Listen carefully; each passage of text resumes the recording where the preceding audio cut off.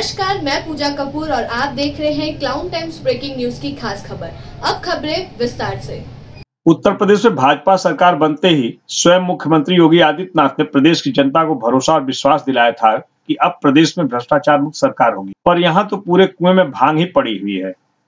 ताजा मामला पीएम मोदी के संसदीय क्षेत्र बनारस का है, जहां आबकारी विभाग के आधा दर्जन भ्रष्ट सिपाहियों से जुड़ा हुआ मामला है। आबकारी विभाग के ये सिपाही हर महीने महमूरगंज स्थित बियर की लाइसेंस दुकान से रंगदारी भी लेते थे और मुफ्तखोरी में बियर की बोतलें भी गटकते थे। इस मामले ने तूल तब पकड़ा जब पिछले दिनों दुकान मालिक निशांत ने बाकायदा थाना जैतपुरा में 5 भ्रष्ट सिपाहियों आलोक सिंह, अफजल सिद्दीकी, एपी सिंह, आशीष मिश्रा व रंजीत तथा अन्य के खिलाफ विभिन्न धाराओं में मुकदमा दर्ज कराया। मुकदमा दर्ज होते ही पूरे विभाग में हड़कंप मच गया।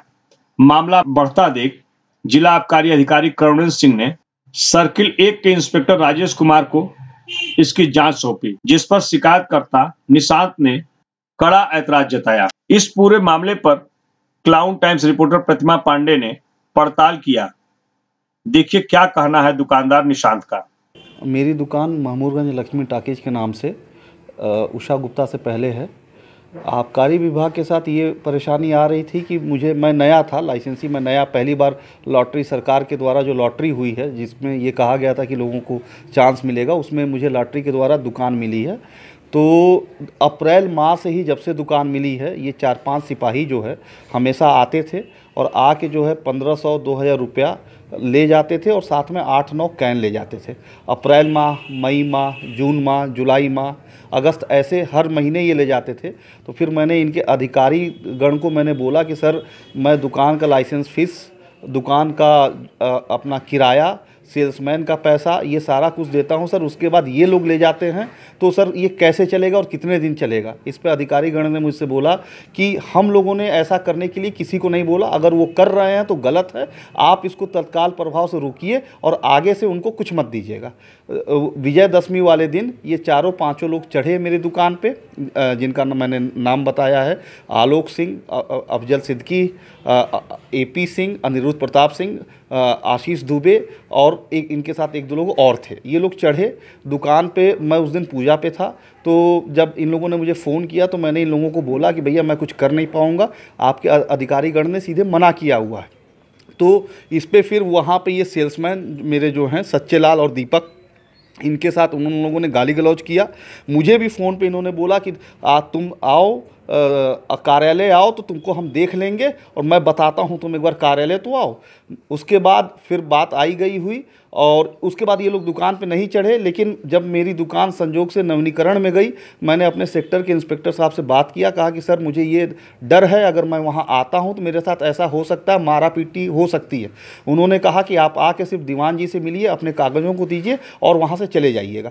मैं गया 23 तारीख को, जब मैं अपना सारा कागज़ जमा कर लिया, फ़ोटोकॉपी कराने के लिए मैं नीचे उतरा, ये सारे लोग जिनका मैंने नाम लिया है पहले, ये लोग वहाँ पर मौजूद थे। उसके बाद मैं जब फ़ोटोकॉपी करा के सारा डॉक्यूमेंट देने के बाद मैंने दीवान जी से बोला कि मैं जा रहा हूँ, और कोई आदेश हो मेरे लिए कि नहीं आप जाइए, आपका सारा डॉक्यूमेंट सबमिट हो गया। ये लोग घूमे और कहे कि इतने दिन का पैसा और नवीनीकरण का ऊपर से पैसा यहाँ पे रख के तभी तुम जाओगे, नहीं तो तुमको जाने नहीं दिया जाएगा। मैंने कहा कि इस तरीके की बातें आप लोग जो कर रहे हैं ये अभद्र भाषा है, और कहे कि उसके बाद इन लोगों ने ये बोलने लगे कि तुम गुंडई कर रहे हो, तुम बदमाशी कर रहे हो, ये तुमको नहीं करना चाहिए। तो और पैसा नहीं दोगे तब तक, जब तक तुम पैसा नहीं दोगे जाओगे नहीं। मैंने कहा आप लोग अभद्र भाषा का प्रयोग करो, गाली गलौज करने लगे मेरे साथ। तो उसके बाद जैसे ही मैंने कहा कि अभद्र भाषा का प्रयोग कर रहे हो आप लोग, ये सारे लोग जितने और सिपाही थे, बाकी ज़्यादातर अधिकारीगण उस दिन ड्यूटी, प्रवासी भारतीय वाले ड्यूटी में थे, तो ये सारे सिपाही जो है एक साथ इकट्ठा हो गए, मारो पीटो, कोई मेरा हाथ पकड़ रहा है, कोई किसी तरीके से मुझे पकड़ के बैठा रहा है। और मुझे ये तब तक ये लोग बैठाए रहे जब तक ये मुझसे कहलवा नहीं दिए कि माफ़ी मांगो कि तुमने गलत बोला है, और इतना पैसा होता है विजयदशमी के बाद से, इतना पैसा तुमको देना है, कैन देना है, हर महीने का 8-9-10 कैन के हिसाब से तुमको इतना कैन देना है, तुमको पैसा देना है, और उसके बाद ये रिन्यूअल का पैसा दोगे, नहीं तो ठीक नहीं होगा, तुम्हें मार दिया जाएगा। उसके बाद किसी तरीके से ये गाली गलौज देने लगे। फिर मेरे दीवान जी ने कहा कि आप किसी तरीके से भागो यहाँ पे, ये मुझे छोड़ नहीं रहे थे। दीवान जी जो है उन्होंने मुझे छुड़ाया और मैं सीधे भाग के चौकी पे आया। इस पूरे मामले पर रिपोर्टर प्रतिमा पांडे ने जिला आबकारी अधिकारी करुणेंद्र सिंह से सिपाहियों पर लगे भ्रष्टाचार के मामले में सवाल किया तो उन्होंने इसे सिरे से खारिज कर दिया। देखिए क्या कह रहे हैं करुणेंद्र सिंह। ये आप जो पूछ रहे हैं ये इस तरह का ऐसा कुछ है नहीं। यहाँ पे एक अनुज्ञापी आए थे उस दिन फॉर्म जमा करने, उनसे कुछ विवाद हुआ था और विवाद को काफ़ी बढ़ा चढ़ा के उनके द्वारा पेश किया गया है और बाकी शिकायत के आधार पर जांच की जा रही है कि क्या मैटर है। हम आपसे जानना चाहेंगे करुण जी कि शहर की जिन भांग की दुकानों को सरकारी ठेका दिया गया है, भांग की आड़ में गांजा बेचा जा रहा है, इसके पीछे कितने हज़ार रुपए महीने की उगाही होती है? नहीं, भांग की दुकानों पर सिर्फ जो लाइसेंस दिए गए हैं भांग की दुकानों को भांग ही बिकती है, गांजे की कोई शिकायत नहीं है। अगर ऐसी कोई शिकायत आएगी तो उस पर कार्रवाई की जाएगी। ये तो आप जो है सीधे झूठ बोल रहे हैं, क्योंकि हमने भी सर्च किया है और कई जो है दुकानों की वीडियो भी वायरल हुई है कि इस तरीके का काम हो रहा है। अगर कहीं ऐसा है तो आप हमें जानकारी दें। ऐसा हम लोगों के संज्ञान में नहीं है। भांग के हम लोग निरीक्षण करते रहते हैं दुकानों पे भांग के अलावा ऐसी कोई चीज़ नहीं बिकती। आपने अपने कार्यकाल में कितने भांग की दुकानों का सर्वेक्षण किया है? 8 दुकानें हर महीने हम लोग करते हैं दुकान। सीधे सवाल का सीधा जवाब कि एक दुकान का आप नाम बताइए कि जिसका आपने निरीक्षण किया है और वहाँ पे भांग की जगह गांजा नहीं बिक रहा है। कहता हूँ कई दुकानें हैं, वरुणा पुल है, रामापुरा है, तमाम दुकानें हैं, नाम तो बताए जा सकते हैं, बहुत सारे 88 दुकानें हैं यहाँ पे।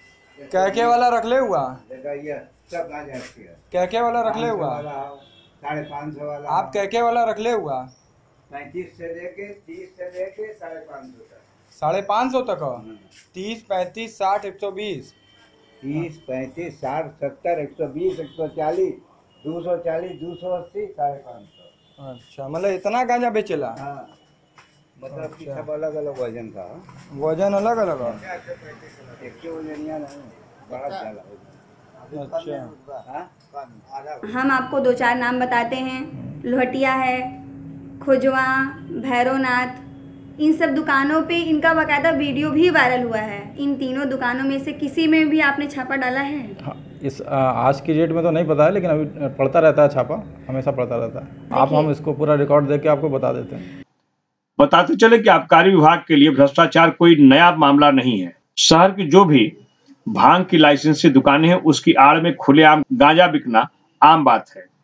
इसके बदले थाने से लेकर आबकारी विभाग को हर महीने सुविधा देने का चलन है। भांग के लाइसेंसी ठेकेदारों की माने तो यदि अवैध गांजे की बिक्री करना पूरी तरह बंद हो जाएगा तो एक भी लाइसेंसी भांग की दुकान का ठेका लेकर उसकी फीस चुका पाना घाटे का सौदा होगा। कुछ ऐसा ही हाल ठंडी बियर की दुकानों पर बिकने वाली बियर का भी है, जिससे निर्धारित मूल्य से ऊंची कीमत पर खुलेआम बेचा जाता है।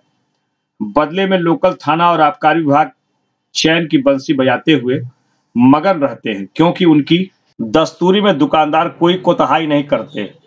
कुल मिलाकर चाहे जो भी सरकारें बदले, समाज में भ्रष्टाचार की जड़ें इतनी मजबूत हैं कि इस पर सूबे की सरकारों के लिए बयानबाजी करना आसान है, पर इस पर पूरी तरह अंकुश लगा पाना नामुमकिन है।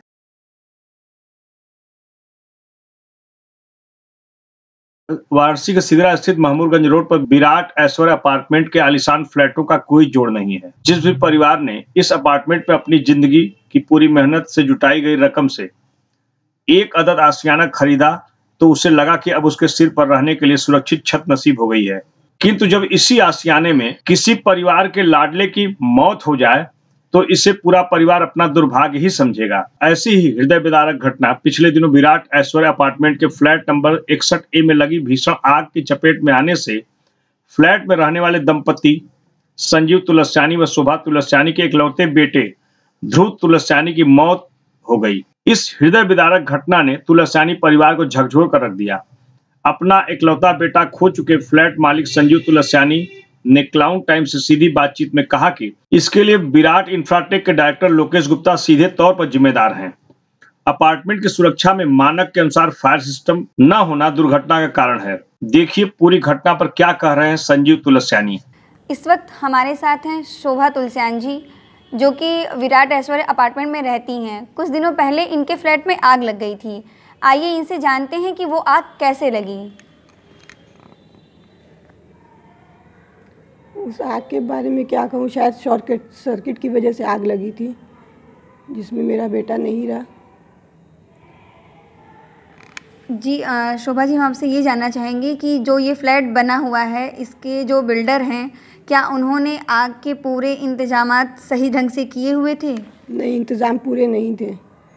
जो सिलेंडर, गैस सिलेंडर, वो सिलेंडर लगे हुए थे, वो भी खाली पड़े थे। सिलेंडर कोई काम के नहीं थे, और वाटर पाइप था, वो भी काम नहीं कर रहा था उस टाइम। क्या आग की कोई जो है गाड़ियाँ अंदर आ सकती हैं, उसका रास्ता कैसा है? नहीं, रास्ता कुछ नहीं था आने का, तभी तो इतनी दिक्कत हुई और आग बुझाने में इतना समय लगा। अगर शायद मेंटेनेंस प्रॉपर रहता तो ये हालत ही नहीं होती, ये दुर्घटना इतनी बड़ी नहीं होती। इस पूरी घटना पर क्लाउन टाइम्स से सीधी बातचीत में सफाई देते हुए लोकेश गुप्ता ने बताया कि यह बिल्डिंग उन्होंने 2008 में सोसाइटी को दे दी थी। इसके बाद सोसाइटी ने उसमें क्या करवाया, मुझे इसकी कोई जानकारी नहीं है। बिल्डिंग को दिए लगभग 10 वर्ष हो चुके हैं। 10 वर्षों में किसने क्या किया, यह मुझे नहीं पता। इसकी जिम्मेदारी सोसाइटी की है। दूसरी बात, श्री तुलसियानी ने उक्त फ्लैट हमसे नहीं बल्कि मनोज सिन्हा के भाई से लिया था। और तीसरी बात, घर में छोटे बच्चे और पालतू जानवरों को अकेले छोड़कर नहीं जाना चाहिए। कहा कि उस फ्लैट में जो भी आगजनी हुई उसका मुझे अफसोस है, किंतु उस घटना के लिए मैं कहीं से जिम्मेदार नहीं हूँ। क्लाउन टाइम्स ब्रेकिंग न्यूज की खास खबरों को देखने के लिए हमारे YouTube चैनल को सब्सक्राइब करें, लाइक करें और बेल आइकॉन को क्लिक करें।